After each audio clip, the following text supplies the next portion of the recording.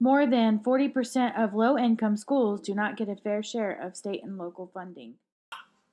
My name is Taylor Roway, and today I'm going to discuss with you the education quality in low-income schools versus non-low-income schools.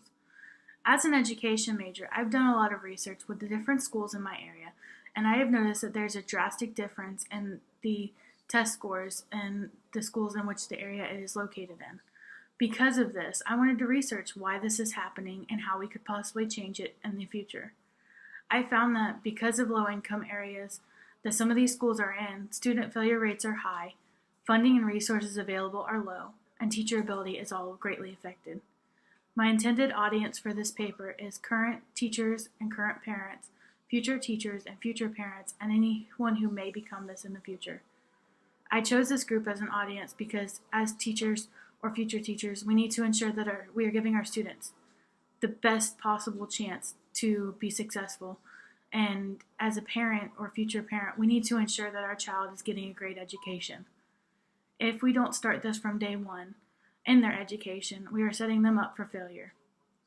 I hope that after this video, as a community, we can take stand and ensure that our children and students in these low-income areas or even non-low-income areas have a great future, and that we lower these failure rates and raise the pass rates.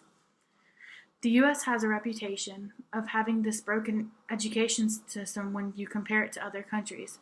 The U.S. has the biggest gap of high to low test scores, according to an author from Great Schools, Marian Wild. When tested against 57 other countries on the Program for International Student Assessment, the U.S. is smack dab in the middle, but on top is Finland. And some things that they do differently than the U.S. in order to score so greatly are: Finland schools have light homework loads, teachers must have a master's degree, diagnostic testing is used frequently and early to ensure that students are on track with their learning, college is free, and funding is equal no matter what school you go to or where you might live. One of the big causes for the U.S. to rank so lowly when tested among the other countries is the lack of funding and resources available.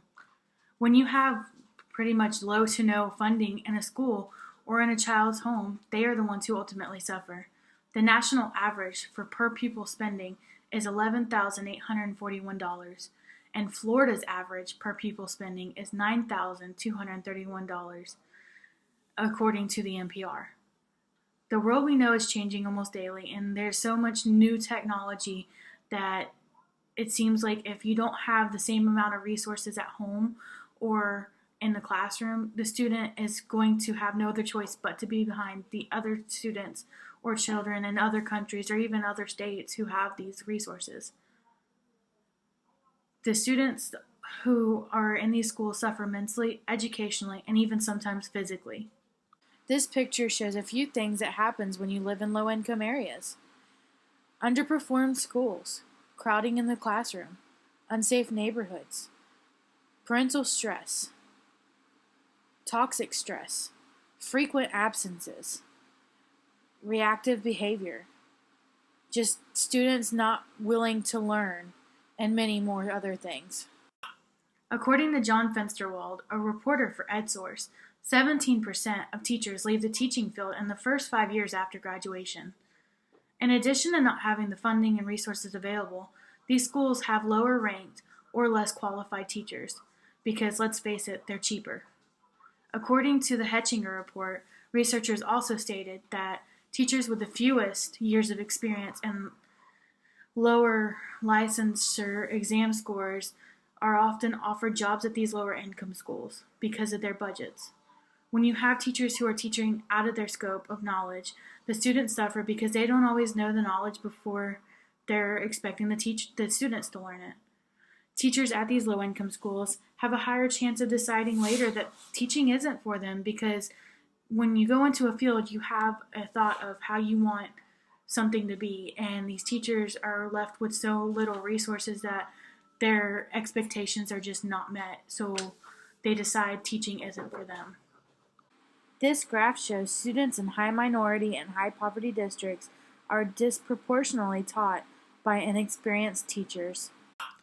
Low-income schools are often said to be full of the minority in which the area it is located in. According to the American Sociological Review, African American students living in high levels of poverty only have a 76% chance at graduation, compared to a 96% chance of African American children living in affluent neighborhoods. This is important because if you do not graduate, the chances at you bettering your future and getting yourself out of poverty are greatly reduced. A column reporter for the New York Times, Eduardo Porter, says that only 5% of Americans ages 25 to 34 whose parents did not finish high school have a college degree currently. If 95% of Americans ages 25 to 34 don't have a college degree, likely they are starting families or already have a family.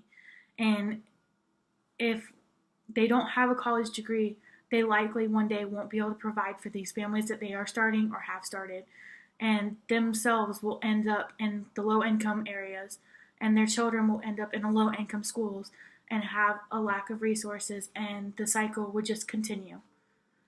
There's a lot of speculation on how we can fix this broken education system, as some call it, and make it better. I believe that if we make more funding equally shared, and we split it equally based on how many counties are in the state, and make sure every school has an equal amount, that funding won't be an issue. I think also that if we make sure that teachers have an equal education and are knowledgeable in every background they're going to teach as possible, the students will have a greater knowledge on what they need to know, and they will be able to be successful in their future. I hope that after you have all watched this video, more people are aware of the inequality in education in low-income areas. And I feel that we as a community need to make it better and ensure that our children and students get a good education so that they can get their families or future families out of poverty. We need to change our education system now, because if we do not, we are setting our children up for failure, and this is just not fair for them.